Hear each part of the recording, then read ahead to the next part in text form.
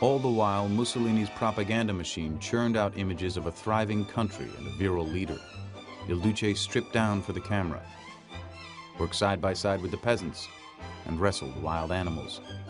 Never mind that this one had no teeth. Nonetheless, it was working. Mussolini attracted fans worldwide, including Thomas Edison, Sigmund Freud, and Mohandas Gandhi. Here he speaks to his many supporters among Italian Americans. I salute the Italians of America who are working to make America great.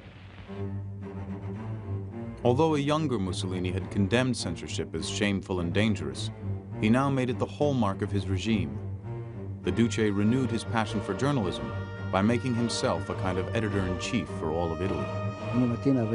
Every morning he would grab 20 or 30 newspapers, and with his red and blue pencil he would mark the things that were right and wrong.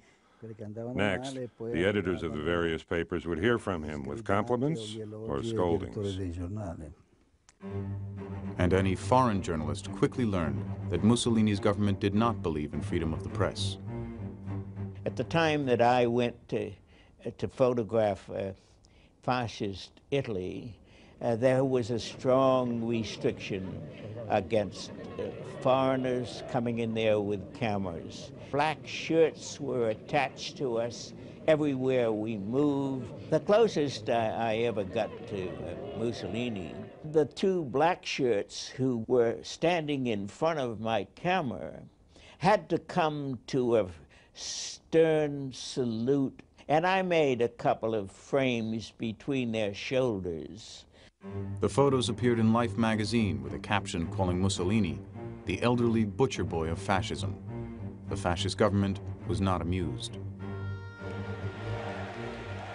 Word came back to Rome at once, and immediately we were expelled from Italy.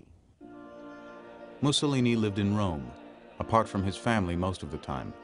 In 1930, for the wedding of their daughter Edda, his wife Raquel made a rare public appearance. The suitor, Count Galeazzo Ciano, was handpicked by the Duce and would later become his foreign minister, and the elaborate ceremony at no less a church than St. Peter's showed that the Mussolinis were now Italy's true royal family. Mussolini was now convinced he'd established his place in history. He really did believe he was a modern Julius Caesar, a man who was going to recreate the ancient Roman Empire.